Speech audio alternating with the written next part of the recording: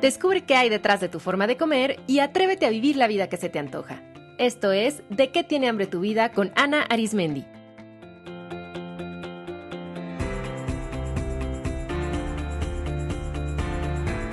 Este es el episodio 177, Psicoterapia basada en Mindfulness, con Carolina Saracho.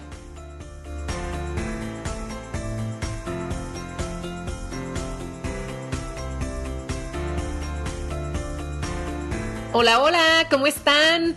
Qué gusto darles la bienvenida a un episodio más de este podcast donde hablamos sobre cómo nuestros pensamientos, emociones e historia de vida impactan en la relación que tenemos con la comida y con nuestro cuerpo.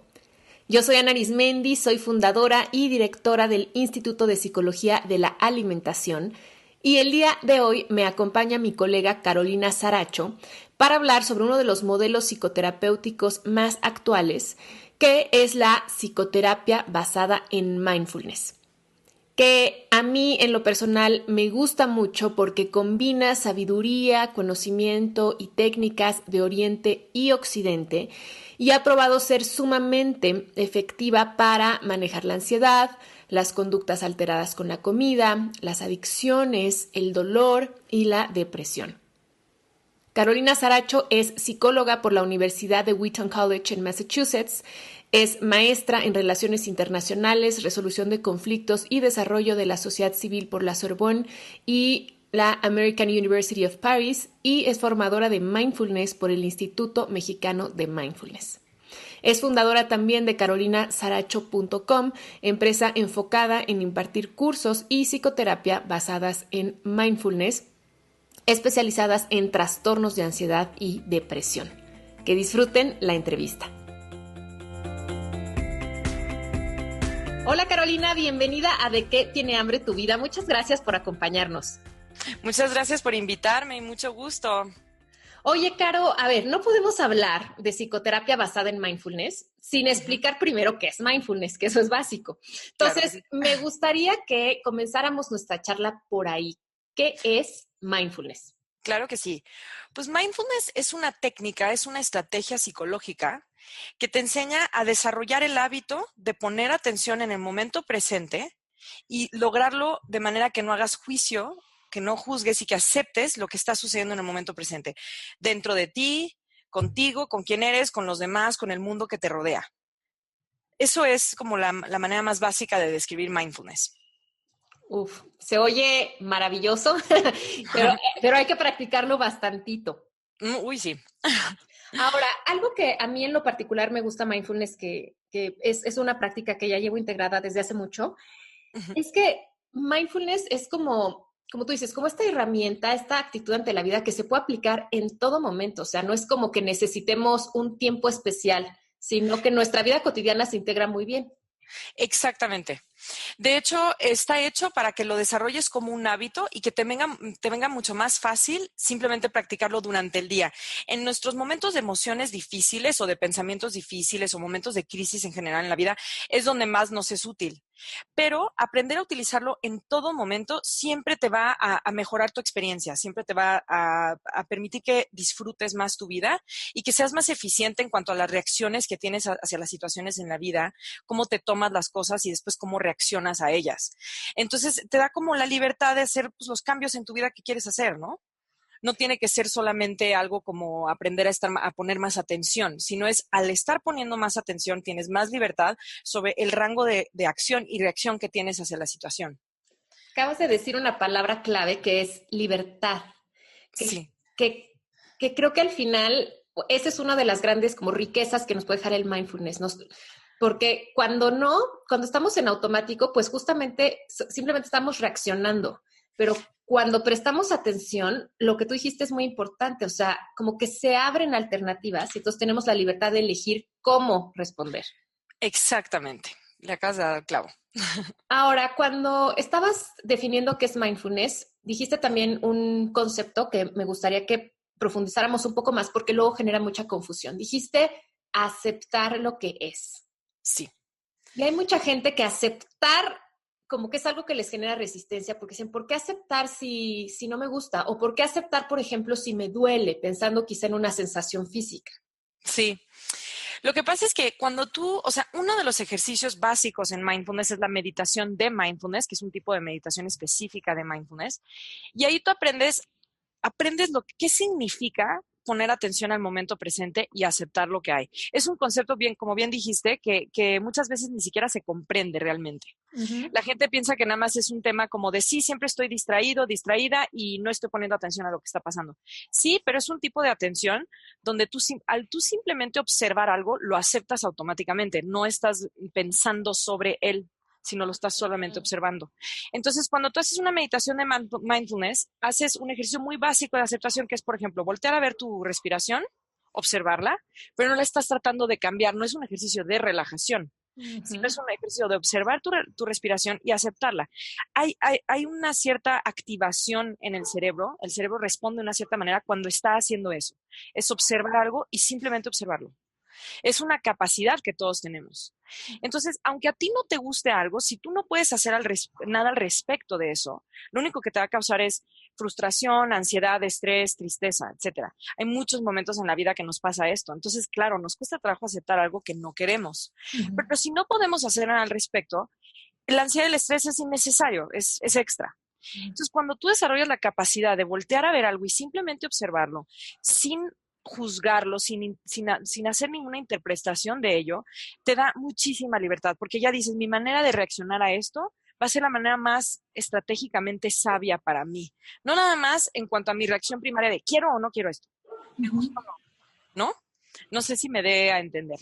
Sí, no, totalmente, porque como tú dices, o sea, para mí la aceptación es poder estar en el presente sin sufrirlo, porque cuando nos empezamos a resistir y decimos, es que no me gusta, es que la sensación es desagradable, es que por qué, es que me gustaría cambiarlo, como tú dices, ya Exacto. no estamos observando, ya estamos como interpretando lo que ocurre, pero además Exacto. esa interpretación ni cambia la realidad, pero lo que sí nos cambia es la experiencia de la realidad y nos está generando sufrimiento innecesario, como tú decías, o sea, si voy en mi coche y hay muchísimo tráfico, ¿de qué me sirve estarme peleando con el tráfico? Exactamente. Y muchas veces, por ejemplo, nosotros reaccionamos basado en algo que primero viene una parte donde nuestro cuerpo reacciona a la manera en la que interpretamos una situación. Uh-huh. Y después nosotros reaccionamos a lo que nuestro cuerpo nos dice al respecto de eso. Es inconsciente este proceso y es muy rápido, ni siquiera nos damos cuenta. Entonces, muchos procesos los podemos frenar de nuestra manera de reaccionar a algo si un momento antes ponemos atención a cómo nuestro cuerpo se siente en ese momento y podemos aceptar y decir, puedo dejarme sentir esto sin tener que reaccionar a él, como por ejemplo el dolor, ¿no? Uh-huh. El dolor automáticamente nos estresa, dependiendo del tipo de dolor, ¿no? Pero si es un dolor fuerte, un dolor de una enfermedad que tienes o que te preocupa que tendrías, o un dolor que te has tratado de quitar y no se te puede quitar. Entonces, ¿qué pasa? Tú estás pensando sobre el dolor, lo que implica ese dolor. No quieres ese dolor, no lo quieres evitar y automáticamente tu cuerpo se tensa por el simple hecho de que algo te está como preocupando, asustando y no lo quieres y lo estás sintiendo. Esto es muy diferente a, por ejemplo, decir, ponle atención a tu dolor y déjate sentirlo. Antes de juzgarlo, espérate, voltealo a ver. Se nos olvida que muchas veces ni siquiera hacemos esto. Y cuando aprendemos a practicar hacer eso, como por ejemplo cuando volteas a ver un dolor físico y lo observas, nos damos cuenta que normalmente no es tan preocupante ni grave como nos estamos imaginando al pensar sobre él. Entonces, es el acto de voltear a ver algo y observarlo, es aceptarlo. Y es antes de tomar la decisión de qué voy a pensar de esto y qué voy a hacer al respecto de esto, es primero obsérvalo, primero acéptalo, porque ya está sucediendo. La realidad no es ni buena ni mala, es como tú te la tomes, ¿no? Uh-huh. Y para poder juzgar algo, para empezar, tienes que voltear a ver en el momento presente qué está pasando, ¿no? Claro, porque muchas veces lo que nos causa sufrimiento es realmente cómo reaccionamos. Por supuesto, cómo nos tomamos algo, cómo interpretamos la situación y después cómo reaccionamos a él, es lo que ahí es donde existe el sufrimiento. Sí, porque ahorita estoy pensando, bueno, en este podcast hablamos de la relación que tenemos con la comida y con nuestro cuerpo. Entonces estoy pensando que muchas veces nos empieza, por ejemplo, a incomodar una emoción. Sí.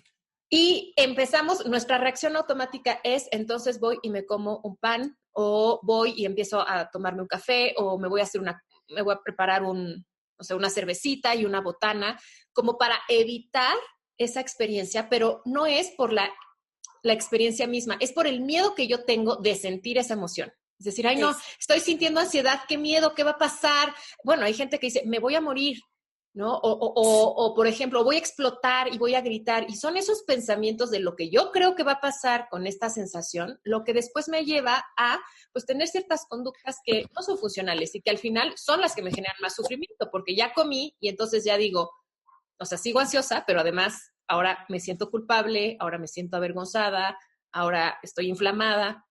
Exacto. Es como un ciclo que no para. Yo he sufrido momentos de desorden alimenticio, de comer descontroladamente por tema de ansiedad, porque tuve problemas de ataques de pánico durante muchos años. Y ahora yo doy psicoterapia para personas que sufren de esto o en general problemas de ansiedad y de depresión. Y efectivamente, exacto como tú lo dijiste, en realidad lo que está sucediendo es que hay una sensación incómoda en el cuerpo, llamémosle así, sensación incómoda. Uh-huh. Deja tú si es emoción, ansiedad, tristeza o lo que sea, pero hay una cierta sensación en el cuerpo que nosotros en el cerebro asociamos con necesito comer para que se me quite esta sensación. No nos damos cuenta, pero inconscientemente eso es lo que está sucediendo. Por quitarte esa sensación comes y esa sensación te produce ansiedad, porque sabes tú en tu conciencia te gustaría ya dejar de comer tanto o no comer eso, pero a la vez es como algo que te está picando para ve y cómelo y así se te va a quitar esta sensación. Uh-huh. No solo no se te quita la sensación cuando comes, sino que empieza otra etapa de ansiedad, que es la culpabilidad de sentirte que no estás en control, que es lo que causa mucha ansiedad de los desórdenes alimenticios, porque te sientes que es una parte muy primaria de control sobre ti mismo o ti misma, el poder decidir y controlar qué como. Uh-huh. Y cuando sientes que no tienes control sobre eso, hay una ansiedad muy fea, ¿no? Porque dices, no quiero, pero no puedo dejarlo. Entonces, comí demasiado, el estar a veces empachada como que te causa incomodidad y después eso, ¿cómo te lo quitas? No puedes hacer nada, ¿no? Esperarte a que pase y sentirte que estás metido en este trance que no sabes cómo salir, ¿no? Claro. Se vuelve el círculo vicioso. O sea, ¿eso qué hago para intentar bloquear o eliminar la sensación incómoda? Lo que hace es que la intensifica, la prolonga y al rato, pues otra vez me genera la reacción automática. Exactamente. Se vuelve un hábito. Cada vez que tengas esa sensación incómoda y reacciones a ella comiendo, va a repetirse y a repetirse y a repetirse. Estás reforzando ese hábito. Entonces, lo que hay que hacer es deshabituarse de eso. El cuerpo está hecho tenemos ciertas sensaciones físicas que nosotros las asociamos con cosas, como por ejemplo la sensación del hambre. Es una sensación física que nosotros asociamos con hambre. Esta es como una reacción biológica, de instinto biológico para ayudarnos a sobrevivir y a conseguir objetivos en la vida. Por ejemplo, cuando eres un bebé, no reconoces que lo que estás sintiendo es hambre o sed o ganas de ir al baño. Y conforme pasa la vida, vas haciendo estas asociaciones. Uh-huh. Y se pueden hacer asociaciones que son equivocadas o que son en realidad perjudiciales para nosotros, como por ejemplo comer de más. Si yo de repente me hago el hábito de comer de más todos los días y lo estoy haciendo porque estaba estresada, porque estaba triste o por lo que sea, porque sientes que de alguna manera eso te va a quitar esa tristeza a cierto nivel, de repente ya se volvió un hábito, una cierta sensación que tienes que la asocias con necesito comer algo para que se me quite esto, ¿no? Entonces, lo que yo le recomiendo, por ejemplo, mucho a mis pacientes es, ¿has volteado a ver esa sensación? Es que normalmente ni siquiera nos frenamos. Ese paso, pasamos directo de, hubo sensación incómoda a, yo quiero comer, punto, necesito. Me costaría mucho trabajo ahorita no comer esto o no comer más. Así es como funciona en nuestra conciencia, digamos. Pero hay un paso donde no nos estamos dando cuenta que hay una sensación física y esa sensación física en realidad tú te la puedes dejar sentir y no reaccionar a ella. Pero si no te das cuenta de ella, es muy difícil detectarlo y hacerlo, ¿no?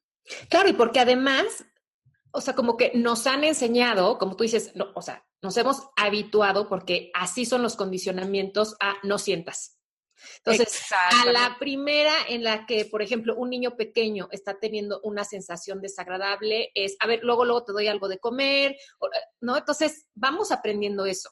Vamos aprendiendo a no estar en contacto con nuestras emociones y nuestras sensaciones, a bloquearlas de inmediato, también por lo que vemos de qué hacen los adultos en nuestra vida cuando somos pequeños.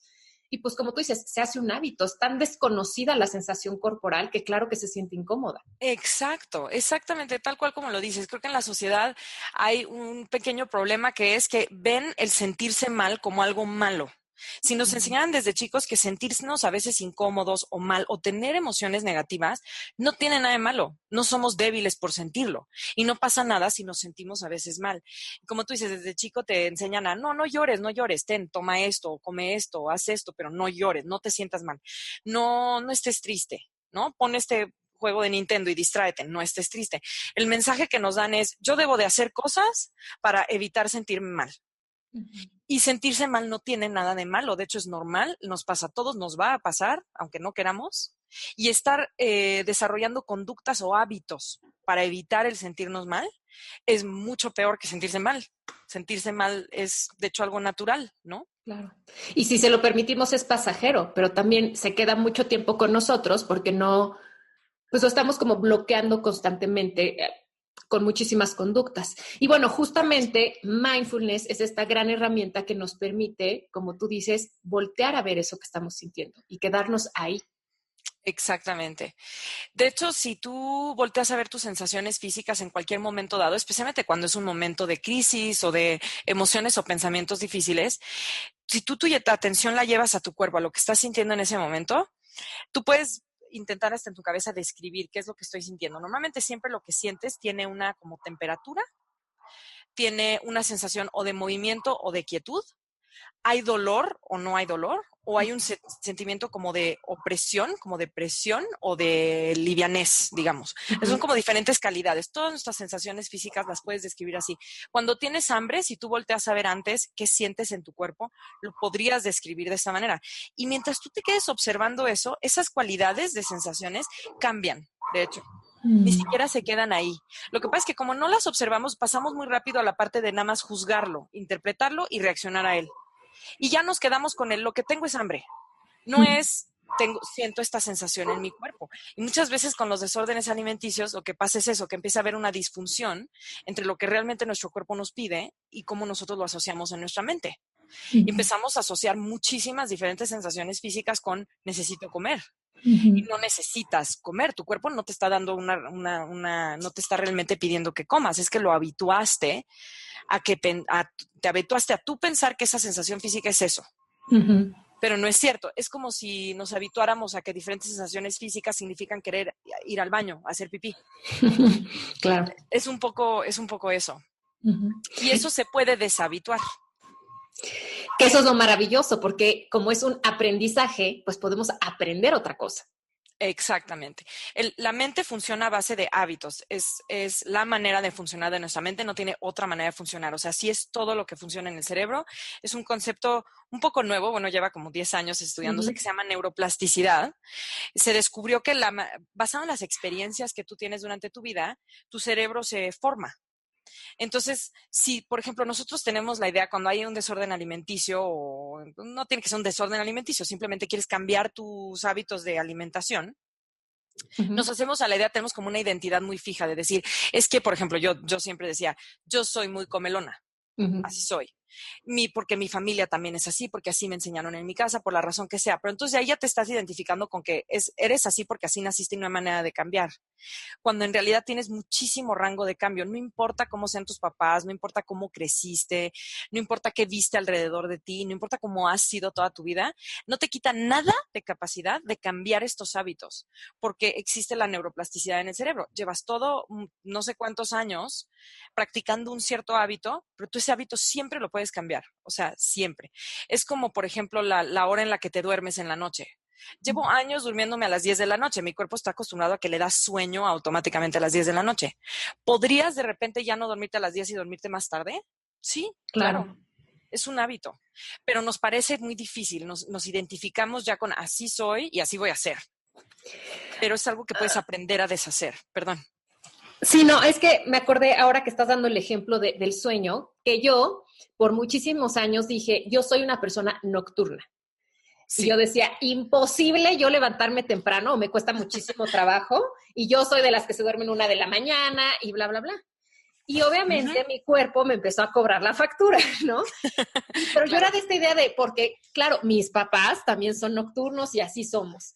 Exacto. Y empecé un proceso de cambiar hábitos y de verdad es increíble. O sea, como tú dices, hay que hay que como que desligar nuestras conductas de nuestro autoconcepto, porque no somos eso que Exacto. hacemos. O sea, cuando yo me defino como soy nocturna o soy comelona, Ujú. es que no puedo parar de comer, ese tipo de cosas, pues ahí nos quedamos. Pero cuando digo, no, tengo ese Exacto. hábito, Exacto. ¿qué Estoy necesito? habituada. Claro, Ujú. ¿qué necesito para generar un hábito distinto? Y bueno, lo que necesitamos es practicar, ¿no? Yo empecé a practicar y ahora algo que en mi vida hubiera pensado posible para mí, o sea, se me facilita y hasta disfruto levantarme temprano.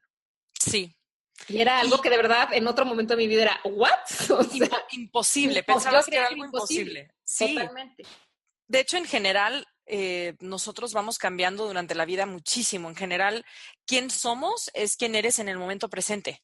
Entonces, en el momento presente dices, es que el resto de mi vida he sido de tal manera, ok, pero tú decides quién vas a volver a querer ser ahorita y mañana y pasado y pasado. Eso me ayudaba a mí mucho cuando yo estaba en mi proceso de ayudarme con mindfulness a dejar de comer compulsivamente, que decía, si ya la regué toda esta semana en mi dieta, había como una sensación de culpabilidad que me hacía sentir que nunca lo iba a poder lograr y que Uh-huh. si ya la había regado ya no tenía caso, no sé, era como una sensación confusa y frustrante, ¿no? Y después recordaba, a ver, yo soy quien soy ahorita. A lo mejor ahorita estoy llena de que acabo de comer y me siento culpable, pero puedo el resto del día lograr comer las cosas que me convienen y el resto de la semana. Es que eso no lo cambia. Quién haya sido antes, ayer, cuántas veces la regué, no cambia que hoy, ahorita, yo tomo mis decisiones. Nadie me quita esa libertad. Ni mi genética, ni mis papás, ni nadie.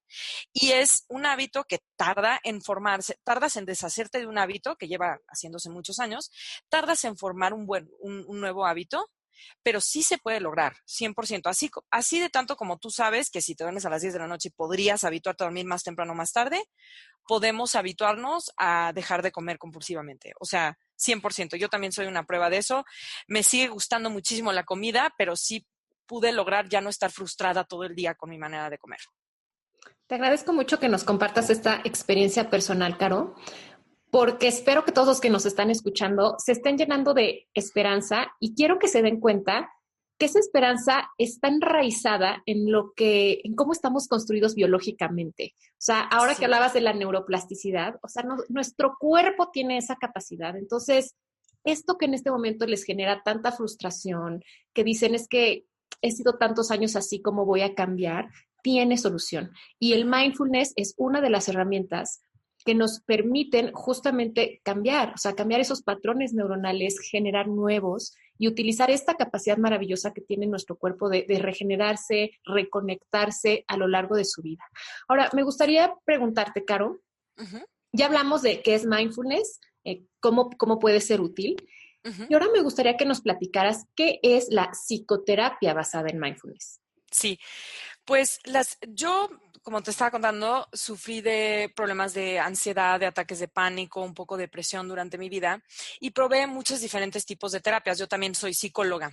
Uh-huh. Y justamente pues no me decidía a yo practicar directamente psicología, estudié otras cosas, me dediqué a otras cosas por mientras, porque sentía que no había encontrado algo que me ayudara a solucionar mis problemas. Entonces como que decía, me encantaría ayudar a otras personas, pero si no he encontrado algo que me convenza lo suficiente, que me ayude con lo mío, que me ayude a sanar verdaderamente, pues no me atrevía a enseñarlo, ¿no?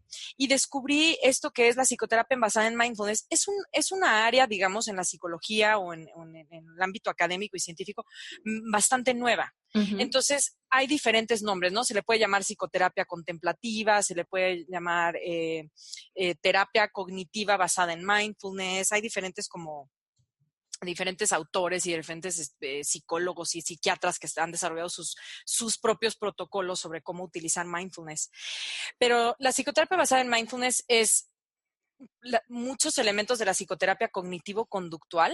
Uh-huh. Esto significa, es una terapia psicológica que en el paciente, primero que nada, detectas cuáles son los patrones de conducta y patrones cognitivos. Los patrones cognitivos son los patrones de pensamiento, los patrones de percepción en la mente, los patrones psicológicos, digamos. Uh-huh. Entonces, ¿cuáles son las conductas y patrones psicológicos de este paciente? Y los vamos a tratar de cambiar por medio de ayudar al paciente a cambiar las creencias, a darse cuenta de ciertas creencias que tiene en la vida que están equivocadas y cambiarlas y demás. Okay. Pero ese tipo de terapia lleva existiendo bastante tiempo. En realidad, de hecho, yo la probé muchos años y es una terapia muy efectiva, es muy buena, te ayuda a detectar las cosas que te gustaría cambiar de ti mismo. Yo digamos que tenía muy claro durante muchos años sí las cosas que yo hacía mal y que quería cambiar. Cuando yo descubrí mindfulness, es como una herramienta que te ayuda a realmente lograr eso. Es algo mucho más profundo que las demás terapias porque te hace cambiar la manera en la que te relacionas con tus propios pensamientos y emociones.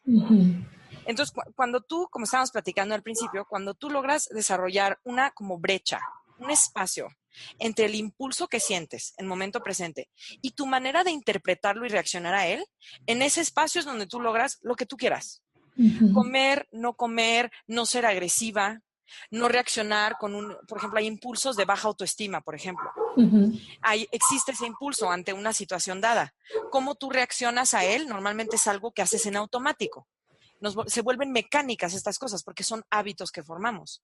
Entonces, mindfulness te ayuda a lograr hacer ese espacio, esa brecha entre impulso y reacción. Y ahí puedes lograr lo que quieras. Por eso es que con mis pacientes les digo, vamos a trabajar ansiedad, depresión, compulsivo, cualquier tipo de obsesión o compulsión, pero en realidad tú con esto vas a aprender una técnica que causa un cambio profundo a nivel neuroquímico en tu cerebro, en el nivel de neuroplasticidad, porque formas un nuevo hábito, y un cambio en la manera en la que percibes la vida. Ya más allá de eso, por ejemplo, detalles como, quiero aprender no sé, a cambiar cosas en mi vida, a ser menos enojona, a lo que sea, o mi relación con mi esposo, con mi jefe, o estas cosas, ya las sigues platicando en una terapia, pero ya te es mucho más fácil lograr los cambios que quieres. Y algo que a mí también me gusta mucho de psicoterapia basada en mindfulness es que me parece también un enfoque como muy integral. Es decir, sí se trabaja con la parte cognitiva, o sea, con los pensamientos, con la parte conductual, con cómo me comporto, pero me encanta que también el elemento mindfulness como que pone también a que trabajemos todas nuestras sensaciones corporales. Y eso me gusta mucho porque creo que eso, desde mi punto de vista, le faltaba mucho a las corrientes, digamos, y todavía como más como ortodoxas, tradicionales de lo cognitivo-conductual, ¿no? Que eran como mucho en la parte de la mente, pero Exacto. ¿qué pasa con el cuerpo? Y para las personas que han vivido ansiedad o que tienen un tema con la comida, viven mucho desde la experiencia del cuerpo. Totalmente. Es una experiencia del cuerpo, pero que aparte ni siquiera la han conocido primariamente como es. Viven en la interpretación, en la imaginación de lo que es. Así es. Y eso es un problema. Y efectivamente, como tú dices, las demás terapias se enfocan mucho en continuar pensando sobre las cosas. Y mindfulness a mí me enseñó a regresar a lo más básico que es lo que hay. Ni siquiera tener que hacer nada al respecto de las cosas. De hecho, algo que yo aprendí es que el cuerpo y la naturaleza solita de ti mismo, del mundo, de la vida, va a tratar de sacar lo mejor posible, si tú se lo permites. O sea, ¿cómo me doy a entender? Si llega, por ejemplo, una emoción negativa a ti o una ansiedad, lo que sea, si tú lo dejas estar y no te peleas contra él, porque nosotros automáticamente empezamos a analizarlo, buscar soluciones y explicaciones para que no esté ahí porque no queremos sentirlo. Y poco sabemos que en realidad si nosotros lo dejamos estar ahí, no lo rechazamos, lo aceptamos, ahora sí que le das hasta la bienvenida, solito se va, siempre se va. O sea, tu mismo cuerpo sabe que no lo necesita y se va. Si tú te enganchas con él y nosotros pensamos que le vamos a echar la mano para que se vaya, y en realidad lo que estás haciendo es que se quede. ¿No? Entonces, sí, que es la gran paradoja, ¿no? O sea, lo que estoy haciendo para que supuestamente se vaya está haciendo que se quede más tiempo. Exactamente. Por eso es que también le explico mucho a mis pacientes, es normal tener ansiedad no significa que estás loco. De hecho, es una reacción bastante biológicamente inteligente a cuando nosotros sentimos que tenemos miedo a las cosas. Es lo normal que el cuerpo reaccione de esta manera. Y si también te habitúas a pensar inconscientemente que comer te va a quitar esa sensación de peligro o de ansiedad, pues te habitúas a eso. Tu cuerpo piensa que te está echando la mano, de hecho. Claro. ¿No? Todos estos son reacciones biológicas. El problema es que pues tampoco son perfectas todo nuestro mecanismo de respuestas a las emociones. Podemos habituarlas de manera equivocada. Pero lo importante es siempre tener presente que así como lo habituaste, lo puedes deshabituar. Y algo también fascinante de psicoterapia basada en mindfulness es también que se han hecho, y me encanta eso, como cuando se integran todas estas diferentes herramientas que vienen como de Oriente y Occidente, y se empiezan a hacer como estudios. Y algo maravilloso es que hay muchísimos estudios que se han hecho, seguimientos de protocolos utilizando este enfoque, donde ya se ha visto, o sea, los resultados a largo plazo, pero además, como tú dices, a nivel biológico. O sea, cómo cambia nuestro cerebro, cómo cambia nuestro sistema nervioso. Entonces, Total. ¿por qué? Porque estamos trabajando con todo lo que somos. Somos cuerpo y somos también la parte cognitiva y somos la parte emocional. Exactamente. Y sí, mindfulness de hecho es derivado de muchas tradiciones milenarias del Oriente, del budismo principalmente, y fue porque un grupo de científicos y de psiquiatras desde los 60 le empezó a llamar la atención la manera en la que funcionaban los cerebros de las personas que practicaban este tipo de hábito de vida. Son como hábitos de estados mentales, digámosle, ¿no? Y lo empezaron a estudiar, lo trajeron a la Universidad de Massachusetts desde los 60, desde los 70 y empezaron a hacer programas. Originalmente hicieron programas para personas con condiciones de dolor crónico. Así originalmente se utilizaba mindfulness. Nuestra propia percepción de nuestro propio dolor puede cambiar si aprendemos a ponerle atención y no lo juzgamos. Wow. Hay toda una terapia para eso.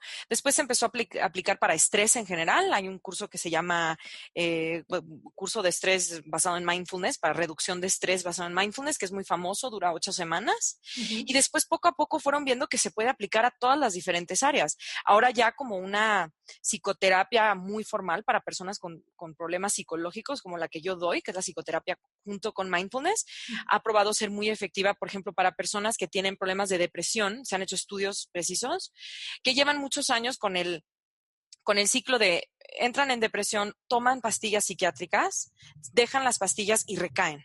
Y recaen. Y la gente, eso a veces sucede. Y cuando les aplican mindfulness a este grupo de personas, hubo un éxito rotundo. Y lo más padre es que como tú dices, es integral. Aprendes, de hecho, a conocer muchas cosas sobre ti mismo.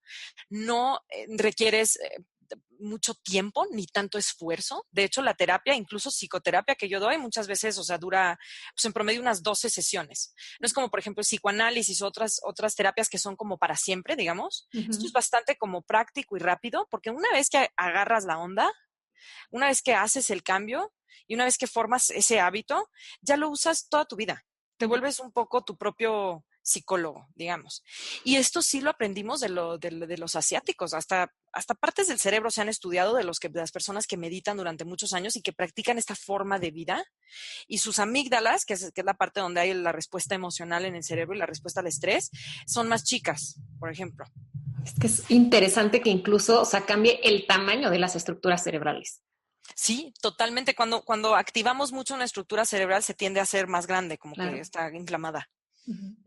Les voy a dejar aquí en las notas del episodio algunos recursos para que puedan acceder a estos estudios de los que estamos hablando, porque de verdad que es muy interesante leerlos y conocer todas las aplicaciones que tiene la psicoterapia basada en mindfulness. Y quiero hacer hincapié en dos cosas súper positivas que mencionaste, Caro. Una es que a mí me gusta mucho que es un enfoque psicoterapéutico muy basado en el aquí y en el ahora.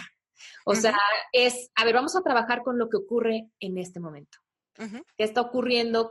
O sea, que ocurre no solamente en tu cuerpo, o sea, qué ocurre en tu vida, pero en este momento vamos a centrarnos y que también es una corriente breve, ¿no? No es estar como años y años y años, es breve, porque justamente se da este cambio a nivel neurobiológico. Exactamente.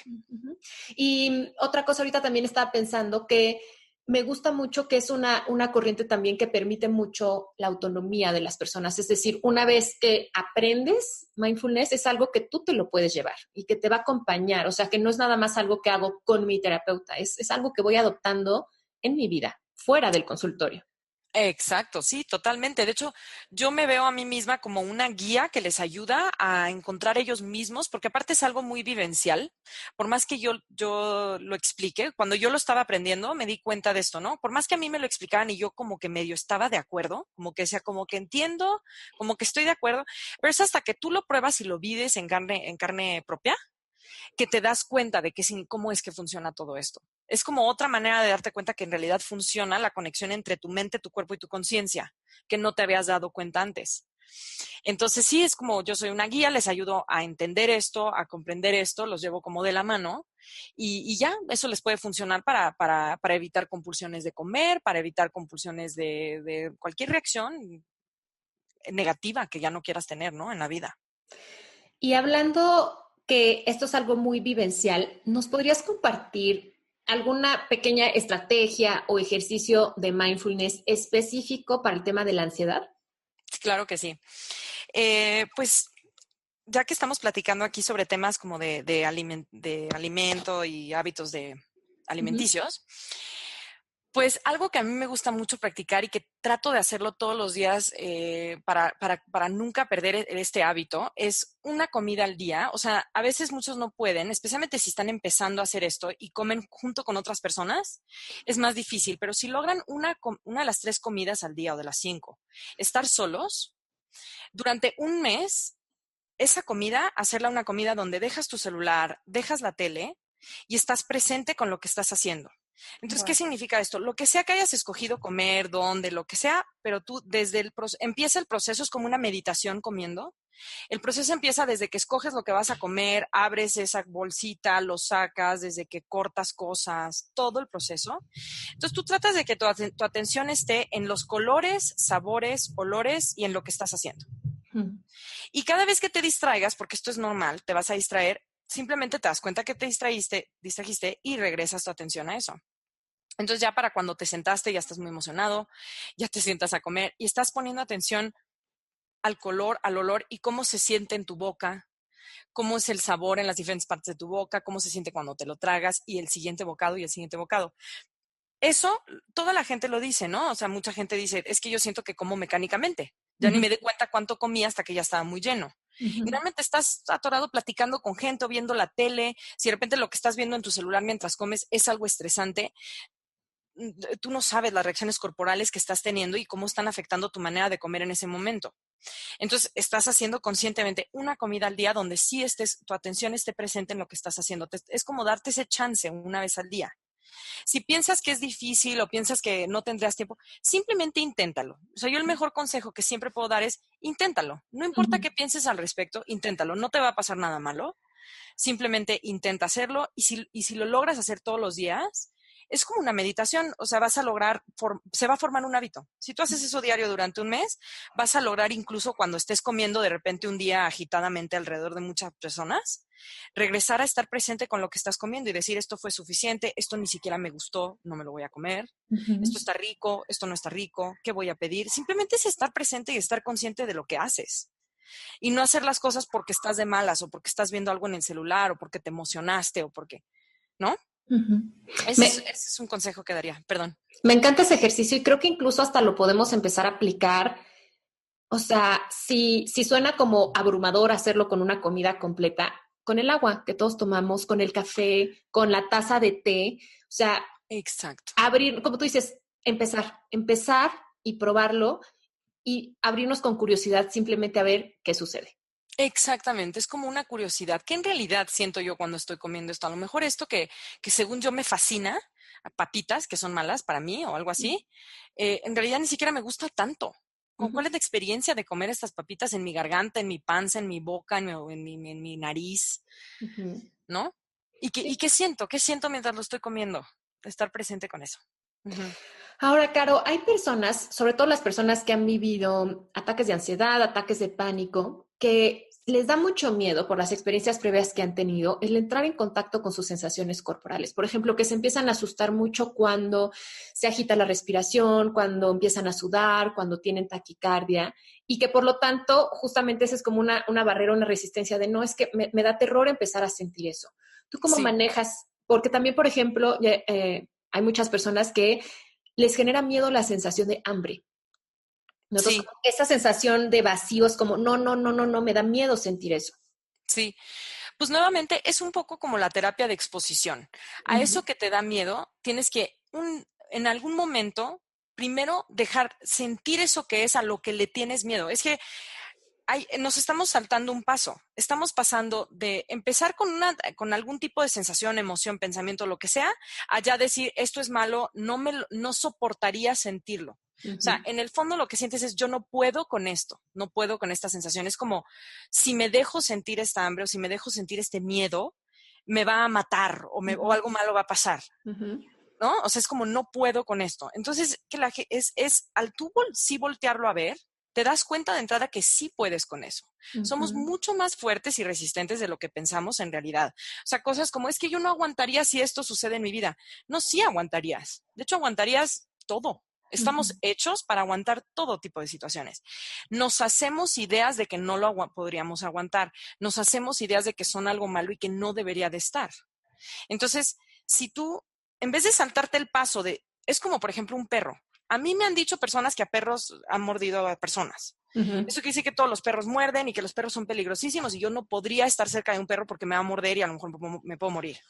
Entonces, si se me acerca un día un perro, yo no hago nada más que correr. Ujú. Correr lo más rápido posible y ni siquiera ver al perro, ¿no? ¿Qué pasa si un día te sientas y dices, primero que nada, voy a conocer a esto que tanto le he tenido miedo tanto tiempo? Ni siquiera lo Ujú. conozco, ni siquiera lo he volteado a ver. Y de repente te quedas viendo al perro y lo observas y te das cuenta que el perro no te hace nada. La mayoría de los perros vienen y quieren jugar contigo, ¿no? Ujú. Ujú. No O estás, les vales, ¿no? Ni te pelan. ni te quieren, ni te pelan, exacto. Ningún perro está queriendo ir a morderte, ¿no? O sea, rara vez. Y en este caso, incluso nunca. No importa qué tan fuerte sea tu aversión al hambre, no importa qué tan fuerte sea tu miedo al miedo, o a la ansiedad, o a la tristeza, o lo que sea, si tú simplemente lo volteas a ver, te das cuenta automáticamente lo tan no grave que es y lo tan que sí puedes con eso. Y una manera muy, muy, muy práctica, por eso me gusta mindfulness, de lograr que voltees a ver una emoción y aceptarla, es por medio de o sea, no pienses en que estás volteando a ver el hambre, no pienses en que estás volteando a ver miedo. Todo lo que estás haciendo es llevando tu atención a tus sensaciones corporales. Porque acuérdate que nosotros ya asociamos algo con hambre. Pero Ujú. inicialmente no es que sea hambre, sino es una sensación corporal. Por eso es que hay que empezar a desasociar eso. Por ejemplo, yo tenía antes mucho miedo de estar sola, físicamente sola. Eso me Ujú. causaba ataques de pánico y demás. Y aprendí a dejar de pensar, tengo miedo porque estoy sola. Justificaba que yo me estaba sintiendo como me sentía por una situación externa. Yo me estaba sintiendo mal porque tenía un hábito de ansiedad. Yo lo había asociado con estar sola, digamos, ¿no? Y así lo puedes asociar con muchas diferentes cosas. Ujú. Y yo pensaba que al no estar sola, al hacer algo para no estar sola, se me quitaba la ansiedad. Y pues claramente no se me quitaba la ansiedad nada más por no estar sola, ¿no? Claro. Entonces aprendí de entrada en ese momento presente decir, no es que tenga miedo porque estoy sola, siento esto en mi cuerpo ahorita. Es todo lo que está pasando ahorita. Tengo miedo, digamos, por ejemplo, Ujú. hasta ahí podríamos llegar, pero no por estar sola, nada más es miedo. Ujú. Entonces empiezas a quitarle complejidades a lo que tú interpretas que sientes en el momento. Entonces, no importa que es miedo al hambre, al miedo, a la ansiedad, a lo que sea, tú simplemente volteas con tu atención a ver tus sensaciones corporales y esas son las que aceptas y te dejas sentir, no el miedo como concepto. ¿Sí Me me gusta explico? mucho eso, claro, porque es cuando le pides a las personas, es que conecta con tu miedo, conecta con tu hambre. Claro que dicen, no, no quiero, Exacto. eso me pone en peligro. Y se entiende por qué, ¿no? O sea, que no quieran conectar con eso. Entonces, pero es muy diferente Claro. decir, conecta con tu cuerpo. Exacto. Conecta con qué está provocándote esto que sientes ahorita, qué Ujú. te está provocando en tu cuerpo. Eso Ujú. es con lo que estás conectando. No tienes que pensar que estoy conectando con mi hambre o mi miedo, Ujú. porque ya estamos habituados a pensar que eso es algo muy, muy malo Ujú. y no nos dejamos sentir. Pero sí se puede, sí podemos con eso, no nos va a quebrar nada de estas cosas si nada más te permites voltearlo a ver y observarlo. Caro, por favor, compártenos tus datos de contacto para todas las personas que quieran experimentar este enfoque de psicoterapia basada en mindfulness. Claro que sí. Mi página de internet es carolinasaracho.com. Mi Instagram es psicóloga Carolina Saracho. Ujú. Mi Facebook es Carolina Saracho Psicóloga. Tengo un canal en YouTube donde estoy empezando a publicar meditaciones, que es Carolina Saracho. En mis redes sociales aparecen mis diferentes nombres en las demás redes sociales. Y también doy terapia por medio de Desansiedad, la empresa de Desansiedad. Ujú. Ahí doy terapia y apoyo en cursos y talleres que dan que tengan que ver con mindfulness para la ansiedad. Y mi correo es hola@carolinasaracho.com. Maravilloso. Van a encontrar todos los links directos a los datos de contacto de Caro aquí en las notas del episodio y también los de Desansiedad, que Fabi Cuevas ha sido invitada aquí también del podcast y ya la conoce la comunidad muy bien. Y Desansiedad es un canal maravilloso para todos estos temas de cómo manejar la ansiedad y sobre todo cómo empezar a verla desde otra perspectiva. Ahora que hablabas de aprender a conectar con nuestro cuerpo como es, sin ponerle juicios ni etiquetas, lo maravilloso de eso es que nos damos cuenta que nuestro cuerpo y sus sensaciones jamás son nuestros enemigos y que al contrario, con Exacto. todo esto nos están invitando a descubrir qué necesitamos, cuáles son nuestros anhelos, nuestros deseos, cómo podemos vivir más plenos. Pero creo que cuando activamos todos estos mecanismos para huir y bloquear de lo que sentimos, Ujú, de lo que estamos huyendo y lo que estamos bloqueando es de vivir. Nos ujú. estamos perdiendo de vivir. Totalmente de acuerdo. Muy bien, Caro, pues hemos llegado al fin de la entrevista y como siempre vamos a cerrar con las dos preguntas clásicas del podcast. La Ok. primera es, ¿de qué tiene hambre tu vida en este momento? Uy, mm, de pasar más tiempo con mi familia. Ujú. ¿Y cuáles dirías que son tus formas favoritas de nutrirte? Pues sí, darme la oportunidad de meditar todos los días. Maravilloso. Caro, muchísimas gracias por estar aquí. Ha sido un placer conversar contigo. Gracias a ti. Que estés muy bien. Nos escuchamos en el próximo episodio. Un abrazo a todos. Esto fue ¿De qué tiene hambre tu vida? Con Ana Arismendi. Para más información visita www.dequetienehambretuvida.com.